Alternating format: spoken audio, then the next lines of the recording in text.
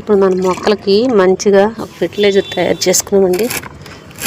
ఏంటంటే అరటిపళ్ళుతో చూడండి. ఇది 4 రోజుల నుంచి బాగా పిసికి నానబెట్టానండి.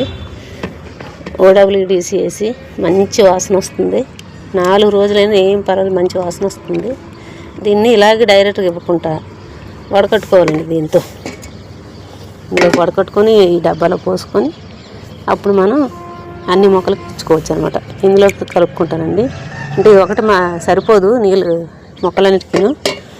నేను ఈ బకెట్లో కొద్దిగా వేసుకొని అది కలుపుకుంటూ అన్ని మొక్కలకి ఇచ్చేస్తానండి. అలాగే తర్వాత మనం మజ్జిగ కూడా స్ప్రే చేసుకుందాం.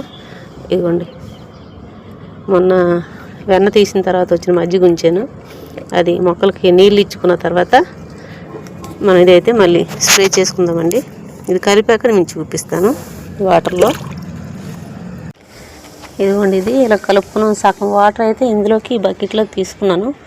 ఈ మిగిలిన వేస్ట్ ఉంటుంది కదండి, ఇలా ఒక గిన్నెలో దేనిలో తీసుకొని మొక్కల మొదట్లో ఎక్కడో దగ్గర కప్పెట్టేసుకోవచ్చండి. అది కూడా వేస్ట్ ఏం కాదు. ఈ OWDC కలిపాం కదండి, ఇదేమో ఖాళీ భూమిని కొంచెం గుల్లపరచడానికి, అలాగే మనం ఏమైనా ఈ కంపోస్టులు చేసినప్పుడు తొందరగా కంపోస్ట్ అయిపోవడానికి ఉపయోగపడుతుంది. కానీ పురుగులకి దానికి మందు అయితే ఇది కాదండి. ఖాళీ కంపోస్టులు అవ్వడానికి, భూమి గుల్ల చేయడానికి మాత్రమే. అంతేగాని పురుగులు చేస్తాయి అది ఇదని మాత్రం ఇవి కొట్టినా కూడా మొక్కలకి ఏ పురుగు చావదు.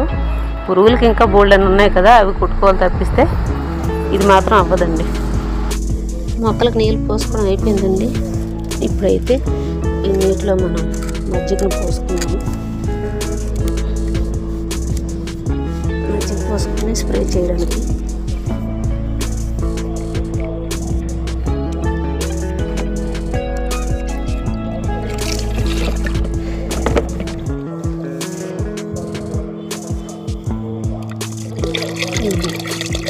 ఈ బకెట్కి వస్తుందండి ఇదంతా.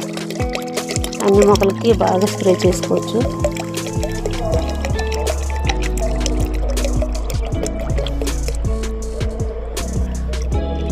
ఎండగా ఉంది కదా, ఇప్పుడు చేస్తేనే బాగుంటుంది. అందుకనే ఇప్పుడే కొడదామని. సాయంకాలం అయితే మంచు పడిపోద్ది కదా, ఆ మంచుకి ఇదంతా కరిగిపోయి పోతుందండి. ఇప్పుడు అనుకోండి ఈ ఎండ మీద మొత్తం మొక్కలు పీల్చుకుంటాయి. మనం ఇచ్చిందంతా వేస్ట్ అవ్వకుండా బాగుంటుంది.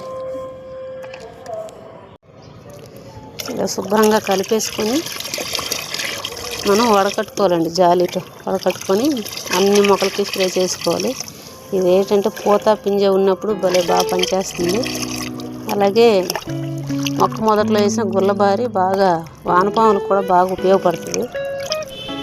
ఎందుకంటే మనం కూరగాయలు వేస్ట్ అవన్నీ కప్పుతాం కదా, అవన్నీ చూడండి ఎలా ఉందో. అందుకని ఇవన్నీ అడ్డుకుంటాయి. మనం వడకట్టుకొని తీసుకోవాలా. స్ప్రేయర్ కూడా అవ్వాలి కదా, చిన్నదేమంది కానీ అయినా కూడా చిన్న స్ప్రేయర్ అయినా అడ్డుపడకూడదు. నా పేరు జ్యోతిష్ గార్డెన్ అండి. లైక్ చేయండి, షేర్ చేయండి.